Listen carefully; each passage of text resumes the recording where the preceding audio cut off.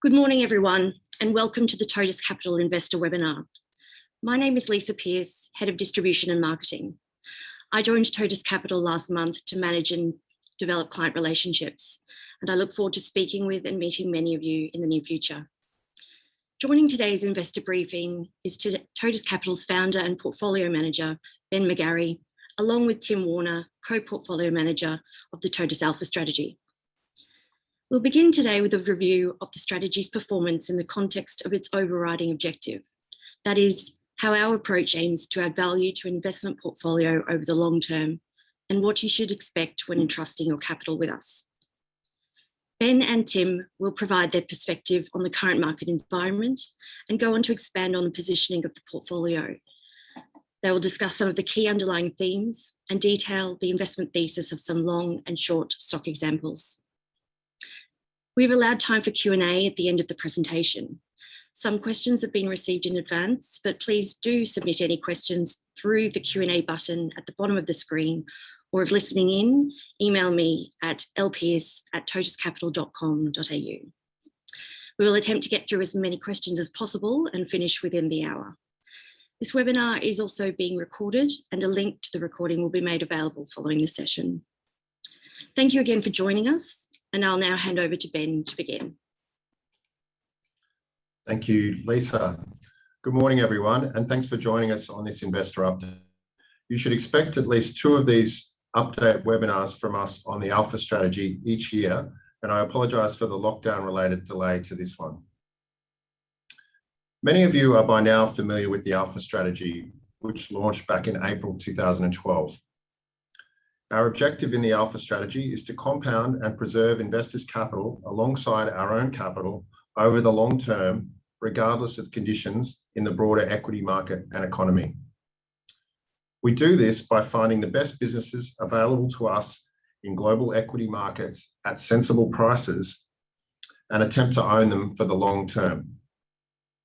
The strategy's low correlation to equity markets is a function of its ability to hedge market risk. Short-selling individual companies that are facing challenges or equity indices from time to time has historically provided effective downside protection for the portfolio during market sell-offs. The net result has been a 15% per annum return net of fees since inception versus a market return over the same period, including dividends, of just over 10% per annum. These returns have been delivered with no correlation to Australian and global equities. Our investment philosophy is simple. We believe that good companies outperform bad companies over time. What do we mean by good companies? We like companies in industries with tailwinds and good market structures, strong barriers to entry or economic moats, high returns on invested capital, conservatively stated accounts, profitable or at least generating positive free cash flow with attractive unit economics, aligned management teams. We own a lot of owner-driver businesses. We like simple businesses. We can understand where we have an edge, and we try to hold these businesses for the long term. By bad companies, we are looking in industries with headwinds, facing structural or cyclical change, highly competitive industries with low barriers to entry, low return on invested capital businesses with aggressively stated accounts, unprofitable businesses or businesses with poor free cash flow or poor unit economics, overhyped or faddish business models, promotional management teams, and then we look for a catalyst for the market to focus in on these issues. Our key point of difference in the Alpha Strategy is that the strategy has delivered material outperformance in down markets on average since inception. The strategy has also delivered solid returns in up markets. This combination has resulted in a very attractive risk-adjusted return over the last 9.5 years. In talking to investors over the last 12 months, it's clear that we need to do a better job of explaining what to expect from the return profile of the Alpha Strategy and how it adds value to a typical long-only or long-biased portfolio. One way of highlighting this is to look at what an equal-weighted portfolio of alpha and the ASX 300 index, including dividends, would have delivered to an investor over the last 9.5 years.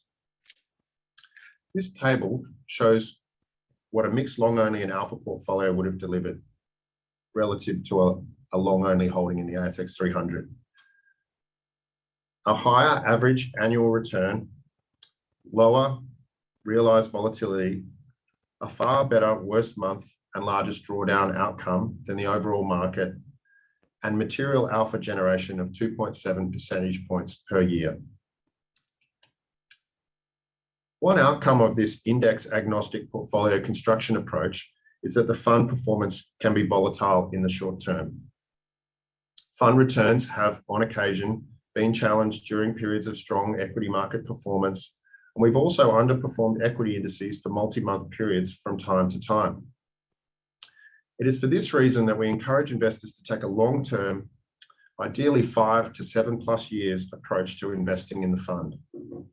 Our investment partners that have done this have largely been well rewarded.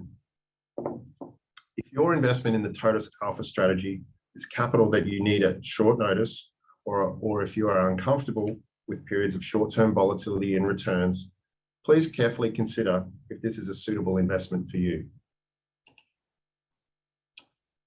In June this year, we spun out our Totus High Conviction Long Only Fund, which has been renamed the Equanimity High Conviction Fund.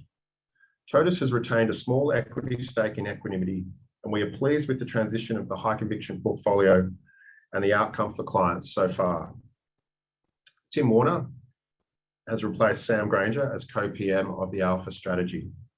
We hired Jack Cherry as an investment analyst and also welcomed Lisa Pearce as head of distribution and marketing, working with Joanne Couples in client services. We realise we need to do a better job of communication in a post-COVID world, and Lisa is part of the solution. We will touch on this in our theme shortly, but like many other businesses, we will need to rely on digital channels to augment or replace in-person meetings and non-research related travel. In addition to these webinars, you could expect from us the usual monthly performance updates, occasional external investor content on key ideas and market observations through channels like Livewire Markets, financial media, and LinkedIn. We'll maintain external ratings on the fund from research providers such as SQM, and as always, ad hoc client calls and meetings are available on request. I'll now hand over to Tim, who will update you on recent performance and portfolio positioning. Thanks, Ben. As of September, the fund has delivered a year-to-date return of 14.8% net of fees in 2021, roughly in line with the ASX 300 accumulation index and ahead of the MSCI World Index, despite having less exposure to the market, with an average net exposure of 70% for the period. As you can see in the chart on the left, returns have been generated predominantly by the long book, with the major contributors being Microsoft, Alphabet, Objective Corp, and Smart Group. The short book has been a minimal drag on performance, outperforming on a relative basis and providing protection for our longs, with the major contributors being AGL and a COVID consumables beneficiary. As you can see on the chart on the right, these returns have been generated by both our Aussie and global positions. We currently have around 40 longs and 40 shorts in the portfolio. We are running a higher net exposure due to a reduced short book, as the environment for short selling continues to be difficult, albeit it has been easier than the second half of 2020. We construct the portfolio to have more concentration in our core long positions and spread the exposure more broadly in the short book due to the higher risk associated with short selling. This results in the average position size in the long book being 2 to 3 times the size of a short position.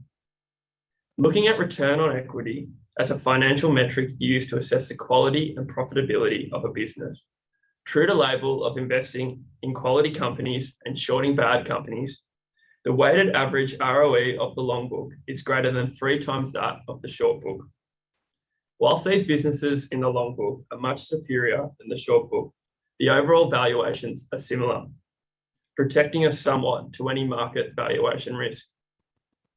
Finally, all of our long investments generate stable cash profits, whereas our short book comprises of more questionable, unprofitable business models, with about a third of them being unprofitable. Now I'll hand back to Ben to provide some thoughts on the current market. It's been an extremely strong 18 months for equity markets, with share prices buoyed by stimulus, strong profit growth, and expectations of a return to normal post-COVID. Having said that, the risk reward for markets here is more balanced than it has been for some time, and our view is that it is unlikely to be one-way traffic for equities like it has been. On the positive side, we have companies in general in strong financial positions with good balance sheets and profits growing as economies reopen. Interest rates are still very low in absolute terms and relative to earnings yields. Credit and money supply remains plentiful, and we have seen a lot of corporate activity, such as the recent bids for Sydney Airports and Smart Group, fueled by this easy money. In terms of risks, the biggest one for markets is in our view, higher interest rates driven by rising inflation pressures. Valuations in parts of the market are very high by historical standards, and this has largely been driven by this ultra-low interest rate environment. Earnings growth and margins for some sectors have been extremely strong, but there are signs these might be peaking. Some sectors have priced in a return to normal or better, but this may not turn out to be the case given the need for vaccine passports, booster shots, the likelihood of future COVID variants, and structural change. Cheap money has also led to an increase in speculative activity, such as the meme stock boom and the SPAC boom. This is something we would normally associate with the later innings of a bull market. Tim and I will now go through some of the key themes and portfolio holdings. We retain our overweight position in the bricks to clicks thematic. In an expensive market, despite surging earnings, the FANG M stocks have derated and actually become cheaper over the last 12 months. They are now trading at their cheapest valuations relative to the S&P 500 since 2018. Earnings growth for these companies may slow as they cycle strong pandemic earnings rebounds, but on balance, we expect continued growth in earnings over the medium term from these companies, which are trading at very reasonable absolute and relative valuations. In addition to Alphabet, Facebook, and Amazon, which we've owned for a number of years, we've added HelloFresh to the portfolio in this theme over the last 12 months. HelloFresh is the global leader in meal kits, and we like the business flywheel, whereby its scale delivers superior unit economics, which allows them to reinvest back into the product and service, which in turn drives customer growth and increased loyalty. The business has attractive unit economics with upfront payments for meals and lower waste relative to supermarkets, driving structurally higher margins and returns. E-commerce penetration in groceries is less than 3% in the US, and meal kits are a fraction of that. So we think that the company has a long runway of growth ahead of it. One position that we have added to in this theme over the last 6 months is Amazon. The reason we have added is simple. Despite being on the verge of an explosion in margin, the stock has derated over the last 12 months and is now at the bottom of its valuation range over the last 7 years. Amazon is the only FANG M name whose share price has not increased over the last 12 months. Amazon's first-party retail business, its lowest margin and slowest growing business, now accounts for less than 50% of overall group sales.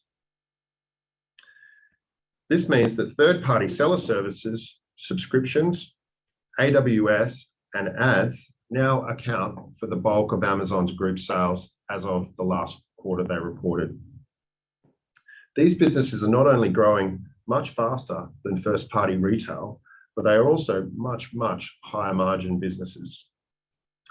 Amazon's ad business is possibly the world's highest margin ad business, as it has no need for content moderation and no cost to generate content. The Amazon investment proposition continues to improve as they leverage off their investments in logistics and customer acquisition to enter new businesses like ads at much higher margin and growth rates. Amazon can leverage its scale to add new features such as buy now, pay later, and share in upside economics without balance sheet risk by partnering with providers like Affirm who are desperate to build scale. With spending increasingly moving online and business OpEx moving to the cloud, we see a long runway for Amazon to continue to grow revenues and profits in the years ahead. Digital transformation continues to be a core theme in our long book, and we believe the structural tailwinds have only been accelerated from COVID. Microsoft CEO Satya Nadella famously stated that tech spend is 5% of GDP, and they believe that this will double over the next 10 years. And perhaps this pandemic has accelerated that doubling. Objective Corp, which delivers RegTech software to government and enterprises, and Microsoft, which owns a range of assets, including the all-familiar Office 365 and cloud computing infrastructure provider Azure, continue to be our largest exposures to this thematic. Another position we have recently added to within this theme is Dicker Data. Dicker Data is a leading Australian and New Zealand IT distributor of hardware and software to small and medium-sized enterprises with close to 30% market share. The business has a superior track record of profitable growth and excellent returns on capital driven by scale economics and their differentiated value-added services. Insiders own 65%, making them highly aligned with shareholders. Whilst the founder sold a small stake recently, the key management personnel responsible for the day-to-day operations have stepped up and bought shares on market, and so have we. We believe Dicker Data is an undiscovered gem in the Australian tech space with minimal broker coverage, even though it is in the ASX 300. The business is positioned to ride this multi-year digital transformation growth wave, and management are incentivized to do this in a profitable manner. Reopening has been a huge theme for markets post-COVID, and we think there are still some good opportunities on both the long and short space in this theme. Vaccines, followed by headlines about border reopenings, have led to a large rally in some reopeners in the last month, particularly in the travel space. It has arrived at a point where, adjusting for capital raised, many travel-related reopeners are now trading at significantly higher valuations than they were pre-COVID. For now, the market is focused on positive headlines, pent-up demand, and the prospect of higher margins driven by forced cost out in the short term. In our view, the market is ignoring the longer-term impact of structural change, such as work from home, work from anywhere, increased adoption of digital travel alternatives like this webinar, and risk to highly profitable volume-based incentives. Travel companies like airlines will also face higher costs for inputs like fuel, testing, and passengers will have to deal with home quarantine. In the USA, we saw travel names sell off post-reopen, albeit this was also impacted by the Delta variant, as investors came to grips with the new normal for travel. We thought it was telling that in the Australian travel-related capital raisings over the last 12 months, many of the founders didn't follow their money and participate in the raisings. Some have even used recent share price strength to sell down their holdings. Other sectors which should be beneficiaries of this same reopening trend have lagged and are still trading well below pre-COVID levels. A good example of this are the shopping centre REITs, such as Scentre Group, Vicinity, and Unibail, which are trading at 20 to 50% discounts to book value, which looks very interesting to us as the economy reopens and online players and bricks and mortar retailers alike adopt an omni-channel approach to retailing. Just prior to the recent lockdowns in Australia, a number of retail assets traded in private markets at book value or better, which makes the listed names look cheap. The retail REITs also trade at much bigger discounts to NTA than other impacted real estate like listed office, and they're screaming value versus industrial REITs, which are trading at big premiums to NTA. Does it make sense for a 2-bed semi-detached house at Bondi Junction to be changing for a sub 2% gross yet rental yield when the shopping centre next door, in the middle of one of the highest income demographic catchments in the developed world, is trading at a 5% dividend yield? It doesn't look right to us. Shorting has been a challenge in the last 18 months, but there are still opportunities around if you look hard enough. For example, Woodside.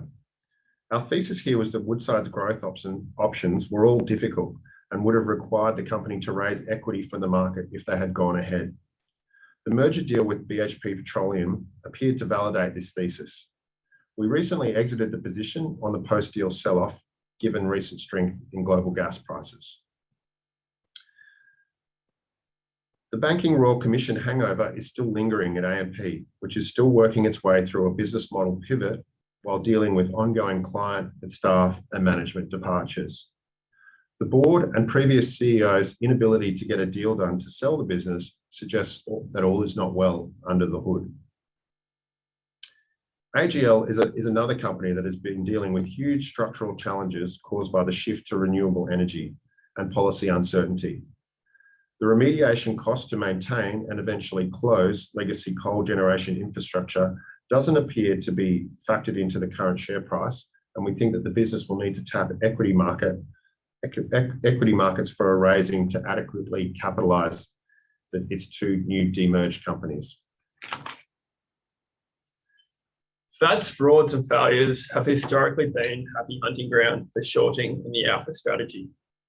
There have been many questionable and faddish business models whose share prices rocketed off the back of the COVID pandemic. We have successfully shorted a couple of these overhyped stocks and continue to find select opportunities in this space that we believe are trading on expectations well above reality. Some examples of these are a low barrier to entry COVID consumables manufacturer, a tier 3 buy now pay later provider in grey market industries, and an e-commerce retailer focused on COVID boredom products. In addition, the abundance of questionable and unprofitable business models entering the most recent ASX 300 rebalance, with 10 out of 13 being unprofitable, has piqued our interest to investigate further and hunt for new ideas. We've discussed the difficult environment for short selling of late. Governments and central banks have pumped the economy and markets full of stimulus. Businesses have not been allowed to fail. Rental and mortgage payments have been able to be deferred, and directors have been excused from their normal reporting obligations to the market. Zero interest rates have meant that investors have been more willing to give the benefit of the doubt to and fund unprofitable businesses. Jim Chanos calls it the golden age of fraud. Our performance over the last 18 months has been driven by our long book, with shorts roughly neutral so far in 2021 after costing the fund during the second half of 2020. In the past, the market has presented us with opportunities and events like the NBN rollout, the Royal Commission into the banking and financial services industry, and the resources bear market, which allowed us to deliver performance from both sides of our book. We are still on the lookout for these opportunities, and we know that they can and will come. Areas of interest that we are currently researching and watching closely include the retail sector, which has been a huge beneficiary of border closures and stimulus. Many retail stocks are trading at peak margins due to lack of discounting and peak valuations, while revenue growth is set to be challenged by border openings and the cycling of strong post-COVID comps. Travel, which we touched on earlier, looks priced to perfection. With all of our investments, long and short, we are thinking about the implications of higher interest rates and inflation. Historically, unprofitable businesses with low margins and no pricing power have fared poorly during periods of inflation. This may well be a big opportunity for our short book as investors holding costs rise and they lose patience with funding lower quality businesses. Not every unprofitable business is the next Amazon. We're also looking for good businesses where the market has concerns about a COVID hangover, which we think are overdone. Dicker Data, Amazon, and HelloFresh are good examples of these on the long side. That concludes our prepared remarks, so I'll hand over to Lisa now for Q&A. Thanks, Lisa. Thank you very much, Ben and Tim. We now have a good amount of time for some questions, and thank you to those who've sent through some ahead of time and some have come through online now. Please continue to submit any. You can do so anonymously or not through the Q&A button at the bottom of your screen. We'll start with a question from an investor. What, if any, changes did you make to your investment process or portfolio construction approach in the past 12 months? Thanks, Lisa.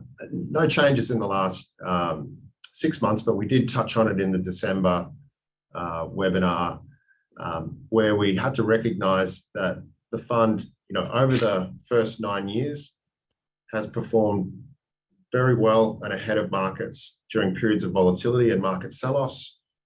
The fund has done reasonably well and kept up in trending markets like 2021, where our performance has been roughly in line with markets.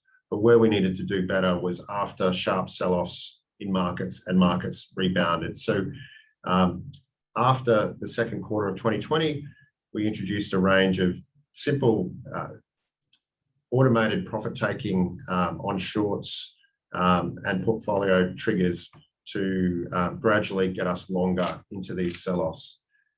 We've been running a slightly longer net position so far in 2021 than average, given the tailwinds for economies with reopening and the difficulty with short selling in this liquidity environment. But there's no change to how we look at stocks, how we value them, put them into the portfolio, but that overall thinking about the net and gross exposure post sell-offs is something we've looked at over the last 12 months. Thanks. Someone has touched on the performance being poor in the last year, but wondered why the performance benchmark is the risk-free cash rate instead of the ASX 300, and performance has tended to trail the ASX 300 index. Hi, Lisa.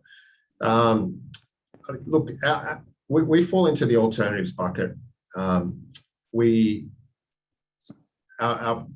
fund and our product is a long-short product based on equities, but our return profile looks very different from what the equity market return profile is. In the alternative space, the benchmarks are typically cash or zero. So our return profile or our is not out of whack for an investment in the alternative space. If you look at the medium to long term, the returns are in line or better than overall equities, but we provide that benefit of diversification for those long portfolios during times of sell-offs, which give you a smoother return profile. So we use the ASX 300 because many of our early investors and ourselves had an equity background. It seemed like an appropriate medium to long-term benchmark, but the returns do differ dramatically from the ASX 300 on a month-to-month basis.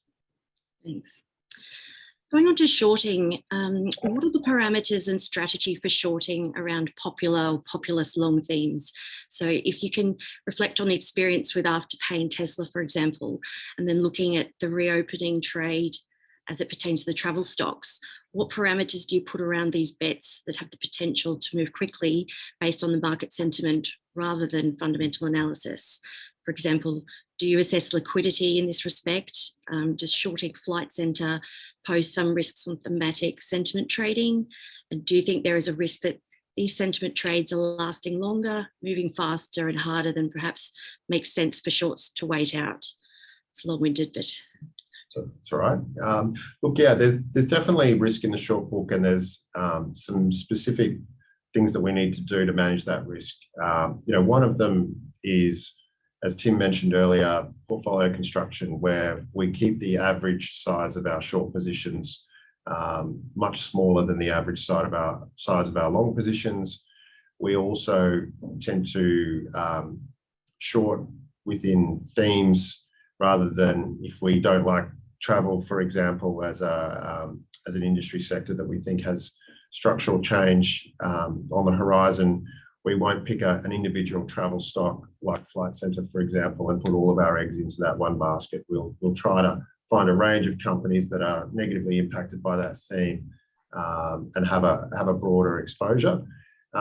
We do look very closely at things like the cost of borrow and the percentage of the company's free float that is shorted. The short squeezes that happened earlier in the year in the US were centered on companies where there was an outsized short position relative to the free float of those companies. The other thing that really drove the short squeezes in the US at the start of the year was a much more liquid and active options market in those particular heavily shorted stocks. We're lucky in Australia that our option market, makes it much more difficult to ramp a short squeeze in an individual name than it does in the US. But look, they're all good points. And look, if you're a month or two early on a short and it's too big a part of the portfolio, it can cost us. The travel names did cost the fund, over 1% during September. We've started to catch some of that back. It is, the risk management comes around that portfolio sizing and then monitoring those other factors. And just to add to that, and the process changes after the last 12 months, we've changed the limit on shorts to 5% hard limit rather than a soft limit, and it raises a discussion around reducing position sizing when it starts to breach limits. Right. We currently have no individual stocks that are anywhere near a 5% short position for the fund. There's been a few questions around commodities and iron ore. You've previously talked about the iron ore thematic and we believe you had a decent exposure to Fortescue Metals in particular. Given the recent Evergrande fallout, will this have any impact on the portfolio? Has it changed your investment thesis? And would you consider adding more exposure on the commodity side to the portfolio? Yeah, it's a good question. We've followed the resources space for many years. Like the market structure in iron ore in particular, given there's only two parts of the world that you can profitably export iron ore from. So it creates a good market structure with a small number of companies basically controlling global iron ore demand. We entered the position a couple of years ago around the Vale Dam collapse, thinking that would create a good situation for supply, and that extended longer than perhaps we had thought, when COVID impacted Brazil. So it had been a really great environment in a commodity that the volatility was prone to the upside. But our investment thesis was based on, I suppose, a business as usual situation in China, and the Evergrande situation is, I suppose, cast doubt. The government is now making, real efforts to rein in, rampant growth in the construction sector in China and pivot the economy away from that, which we think is a real risk for iron ore prices over time. So looking at how the actual, theme and trade worked for the fund, it delivered a net return of about 4% over the last 12 months, and that includes a 1% negative impact during September as we actually exited the last of our position in the iron ore space. With the slowdown in China, the world's biggest commodity,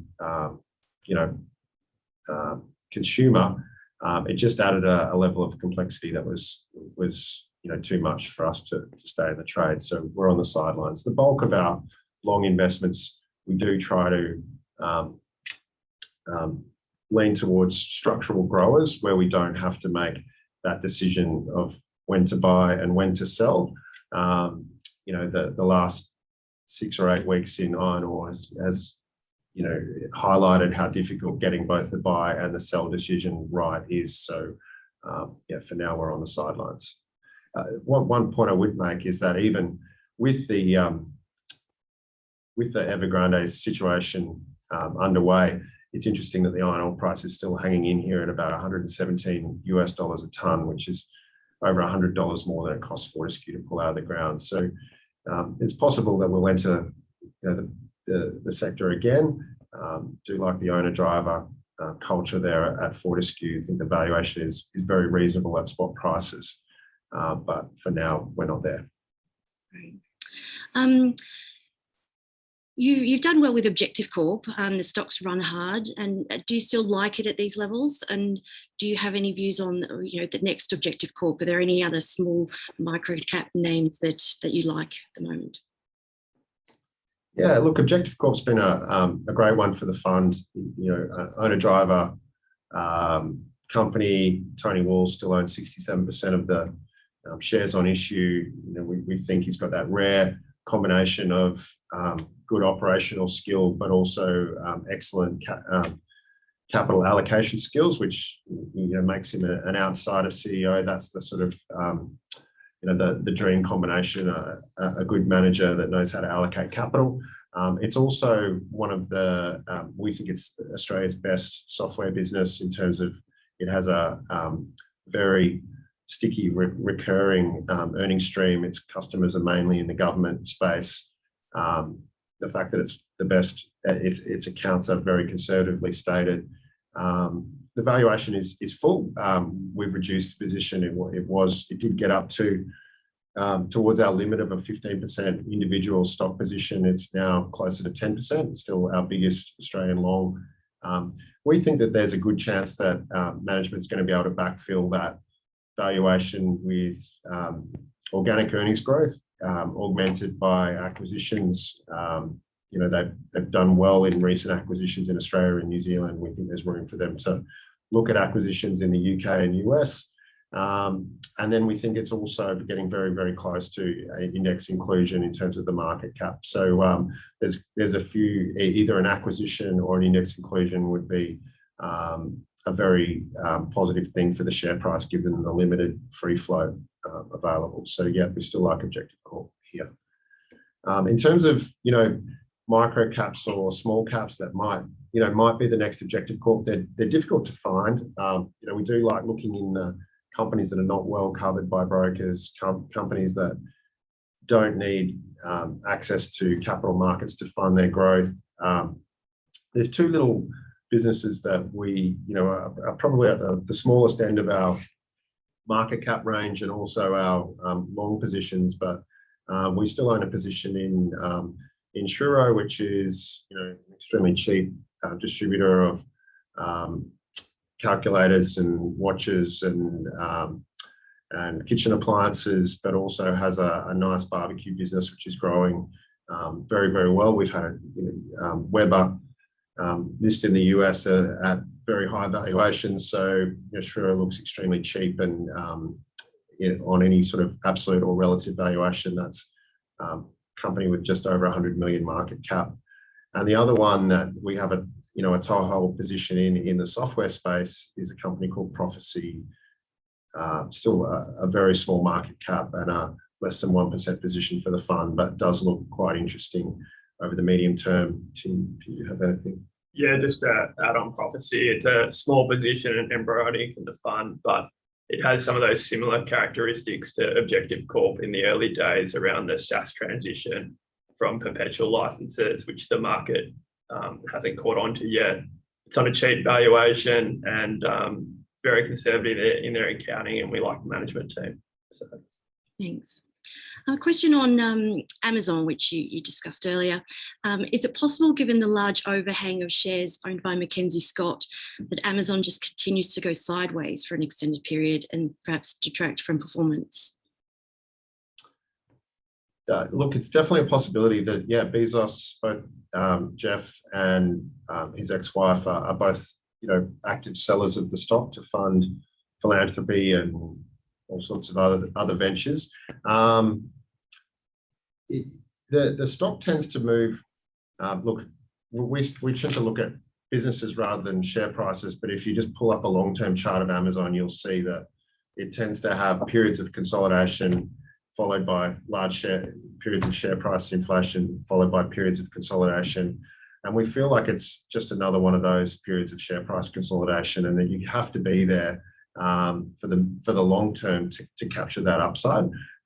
It's too difficult to try and pick when insider selling may abate. The good thing is that they've been, Jeff has been very gradually selling over a number of years, same as the Atlassian founders. It's same as in many large US tech companies, and it hasn't impacted the share price over any longer term time frame. So we think you've got to be there for Amazon. I mean, Netflix is a good example at the moment where it had a very strong run coming out of COVID, did nothing for 8 or 12 months just recently, as people worried that subscriber growth was going to tail off as people got out of their homes post lockdown. But then you've seen the hit Squid Game drive the buzz around the stock, and it's back through all-time highs and moving sharply higher in what's been a relatively weak environment for tech. So just shows you don't know when the next Squid Game is going to come. I mean, we're very comfortable with the next couple of quarters earnings outlook for Amazon. So let's see what happens. Mm-hmm. Can you expand on your thoughts around Facebook, particularly in light of the whistleblower news the past week and the action in the markets? Yeah, it's a good point, Lisa. I mean, we do tend to like businesses where it's win-win-win for customers, employees, and that tends to work out well for shareholders in the long run. I mean, Facebook is just such a business that is so integral to so many people's lives these days through its major assets, Facebook, Instagram, WhatsApp. Look, we think the bottom line is we think the valuation is more than fully reflecting the potential harm issues to young people in Instagram. There's probably other tech or aspects of modern life that you could also point to that are not great for kids, whether it's gaming, whether it's there's all sorts of things that are probably just as bad as Instagram. I think the company is doing everything they can to address those with internal research, content moderation, etc. But bottom line is that it's one of the world's best businesses trading at an extremely attractive valuation ex cash. We think they're under earning dramatically because of the amount of money they're spending on the next platforms in the likes of VR. Zuckerberg's track record of growing businesses and acquiring businesses is one of the best in history, and he's not even 40 yet. So Facebook, it's not as big as Amazon or Alphabet or Microsoft in our portfolio, but we think at the valuation here, it's quite an attractive medium-term entry point. Mm-hmm. At the end there, you touched on interest rates and inflation risk, and someone's asked, what is your idea of normal interest rates in Australia? Are we entering a lost decade of house price growth, and how do you play it? Are you finding the banks are short, because the short positions percentage does look low in the portfolio? That's a good point. Look, we really have to have some kind of macro or top-down view for forums like this, and at least to be aware of risks to portfolio positioning. But forecasting things like interest rates over the medium term is extremely difficult, and we're equity stock pickers at the core of things. Look, so I don't have a strong view about house price growth. I love living in Australia, and I think that when borders open, other people, given our experience through COVID, will probably think the same. So it's difficult to see with low rates that there'll be a collapse in house prices, anytime soon. But having said that, we find the valuations of the banks relatively full versus history, and also versus their peers internationally. Australian banks do not have as much tailwind from a rising interest rate environment as global banks. So we've got no position in the banks, long or short here. That would have been an attractive opportunity alongside 6 or 12 months ago, but we think they're factoring in, a relatively benign outcome for house price growth. And, I'm sure there's been large sections of the economy in Australia that have been impacted by these recent lockdowns. So the idea that the banks would be able to continually release provisioning to boost profits over the next few years has been called into question with the length of these recent lockdowns. So no position or strong view on the banks here. Someone who may have missed, some people came in late to the webinar as well, but given your current risk of the view of the risk to markets, what is your net position currently? We are sitting at about 65% net long, and we have a 5% position in Smart Group, which is currently subject to an indicative bid. So that is a little bit lower than it has been so far in the calendar year to date 2021, but also a little bit longer than it has been on average. Our average net position has been about 38%. We've taken the view that 38%, which gave us almost negative correlation to markets, given our long positions tend to be much less volatile than our short positions, was too low on average, and that we had too much of a drag from markets, which do tend to trend up over time. So we think the 65% net gives us some room for error if earnings growth slows. There's the spike in inflation drives interest rates higher and spooks markets in the short term. But looking at our major stocks, the FANGs have had a nice pullback here. Amazon is back, as we talked about in the presentation, at quite attractive levels. Facebook, we think this noise around whistleblower at Senate hearings is really just that noise. There's nothing that's been raised is anything new. Anybody that's been following Facebook for a number of years knows that it's probably not ideal to have your young tweens on Facebook, and that it does. People from the left and right will use it as a forum to argue. So I think the tech stocks have just had an 8% pullback. Stocks like Dicker Data, which we think have been heavily oversold on a tiny sell down by the founder, while line management have stepped up to the plate and bought stock on market. I think that looks attractive here. We also think, the likes of Objective Corp are only, one announcement away from, a nice move higher as well. So looking at the longs, we think things look, reasonable, so comfortable with the current net. Thanks. And given you have some exposure to non-Australian equities and other developed markets, how do you approach currency movements and exposures in your portfolio? Thanks, Lisa. So on currency, we tend to not have a view on currency, seeing the stock because they're not macro forecasters. So the basic premise is that our offshore positions are funded using the offshore dollar-denominated debt. So, for example, if we have a US long position, we'll fund that using US dollar debt when we buy the position. What this causes for the fund to effectively be 100% hedged at cost, but as the P&L, the unrealized P&L goes up and down, you get some exposure to the currency. And we actively monitor this and watch it daily. And when this goes above a certain threshold, we will actively hedge that risk back out. Great, thanks.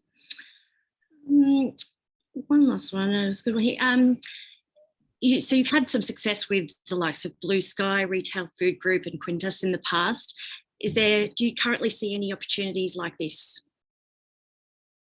Look, there are the occasional,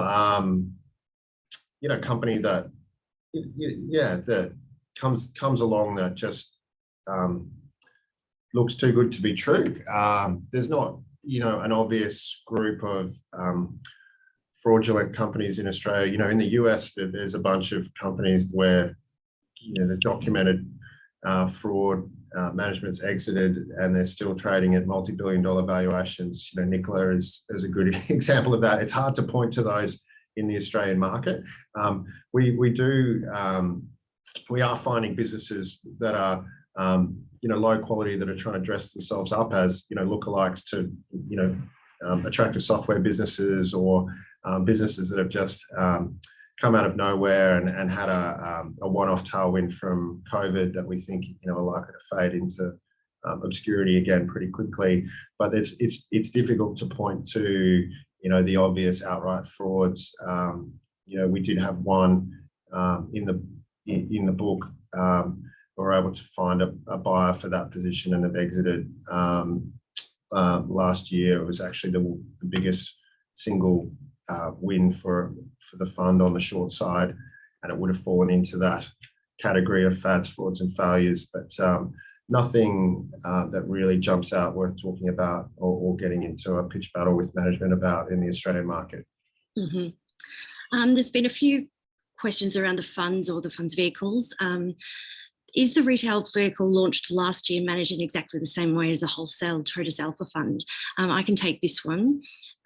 Yes, it is. The Totus Alpha Long Short Fund invests directly into the wholesale Totus Alpha Fund and cash. It was launched last year to provide retail investors access to the strategy. It also provides daily liquidity in dealing. It's received a 4-star superior rating from SQM Research. So it's on a number of platforms and probably a few more in the future. Here's an interesting one. What are the last 3 books you read? Ben and Tim, maybe take one each. Or... That's a good one. I'm currently in the middle of Empire of the Summer Moon, which is about the Comanches in the Old West. So it's not really an investment book, but it does make you realise that even with pandemics, we've got things pretty easy in the modern world relative to things that humanity has got through in the past. The investment book that jumped out to me in the last 12 months that really was a great summary, and which I've pointed Jack here in the office too, and other people that are interested in the industry, is The Joy of Compounding. I just think that's a great summary of wisdom from the greats like Charlie Munger, Bezos. A really good book to start with for investing in life. Tim? One I read recently is the Money Game by Adam Smith, which is a bit of a satirical take on markets, which I think in this frothy bull market that we've been going through, it's refreshing to read that markets don't always go up. So I think that's a good, easy read for viewers out there. And being in this current market, how would you say Totus has done at picking winners in the current M&A boom? It seems to be a once-in-a-generation conditions for large cap M&A activity. Do you see opportunities in the current portfolio? Yeah. Look, well, we haven't done as well out of M&A as some others. Like, the best companies tend not to be for sale. It's difficult. We own a lot of owner-driver type businesses where founders have extremely large stakes. So for an industry or a private equity player to buy something like an Objective Corp would require Tony Walls to decide that they wanted to retire. So it's difficult to take over a business where the founder still has 67% of the stock. That said, it was nice to see a bid for Smart Group. We've always liked the industry structure of salary packaging and novated leasing.